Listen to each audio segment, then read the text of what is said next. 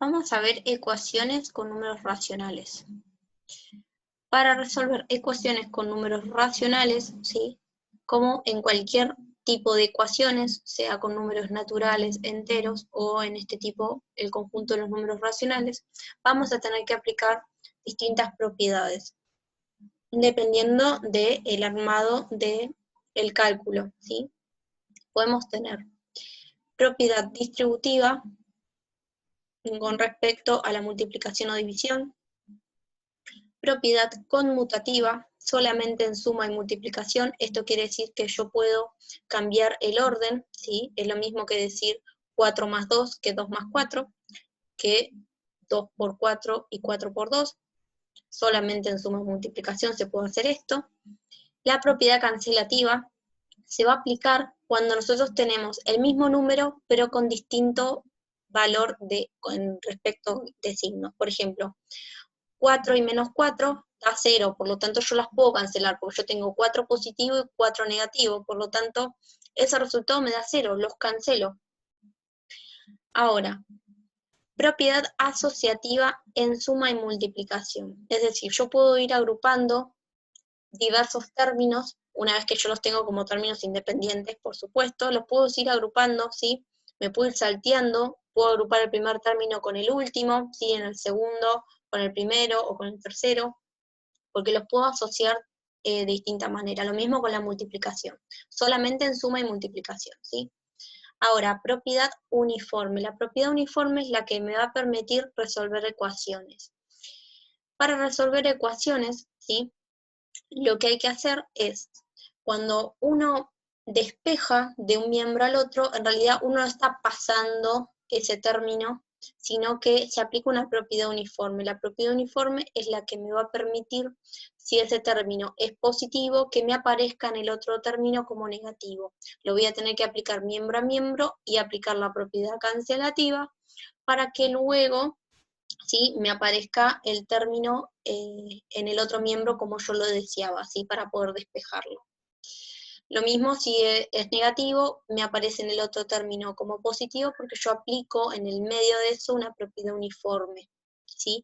Con respecto a la multiplicación y división, la propiedad uniforme utiliza la simplificación y no la propiedad cancelativa, ¿sí? Cuando yo tengo un número que multiplica y hacia el otro miembro quiero que divida, lo que voy a hacer es voy a dividir miembro a miembro para poder simplificar y que me quede 1, ¿sí?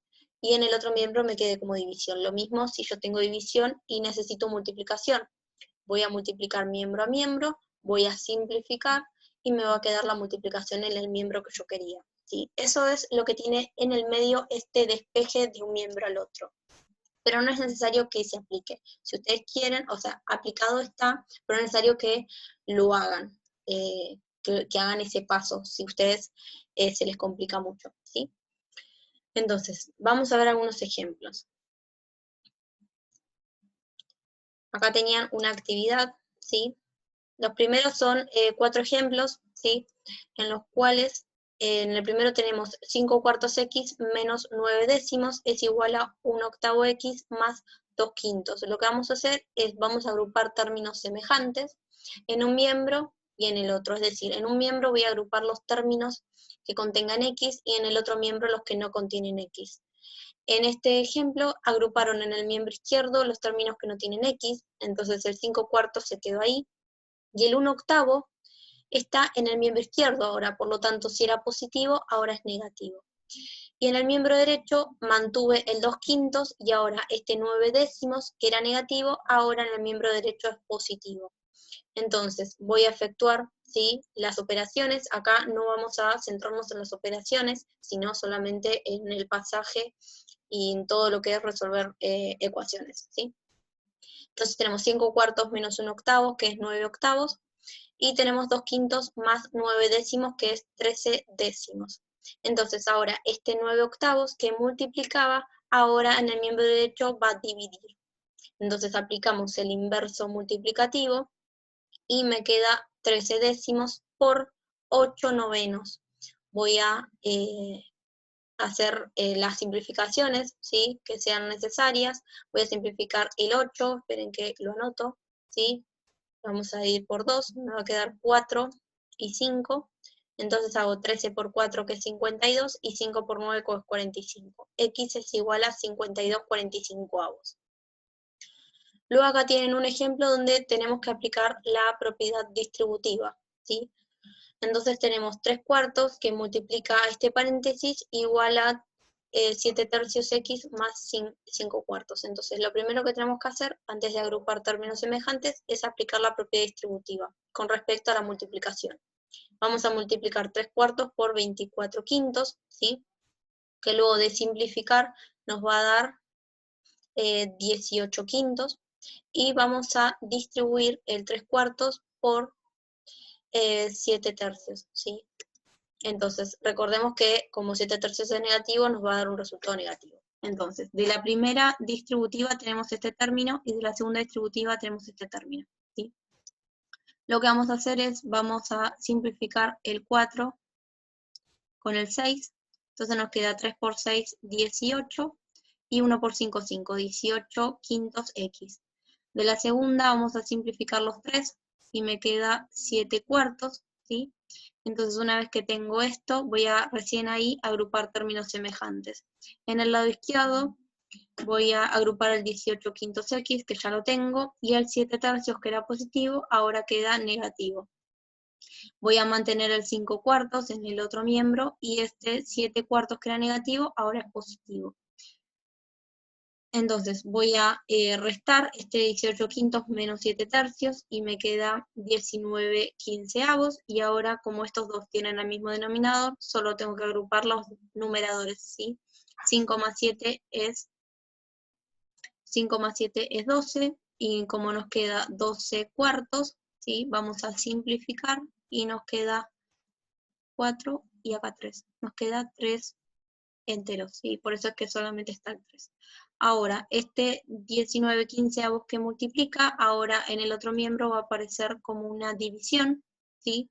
Nos va a quedar x igual a 3 dividido 19/5, 19/15, o con el inverso multiplicativo, que es 3 por 15 sobre 19, que es igual a 45/19, ¿sí? Bueno, después nos puede pasar que las ecuaciones se vean afectadas por exponente o raíz. Entonces vamos a ver los dos tipos de ejemplos.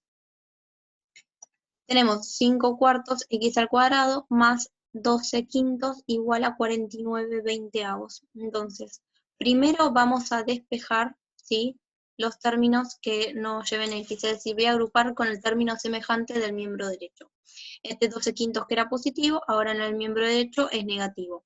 Entonces voy a efectuar la resta, ¿sí? 49/20 menos 12/5, que me queda 1 sobre 20. Y luego, ahora, tengo un 5/4 que multiplica a ese x al cuadrado. Entonces ese 5/4 que multiplicaba, ahora divide en el miembro derecho. Y voy a aplicar el inverso multiplicativo, para que me quede 4/5 y me quede una multiplicación. Voy a simplificar, ¿sí?, el 4 con el 20.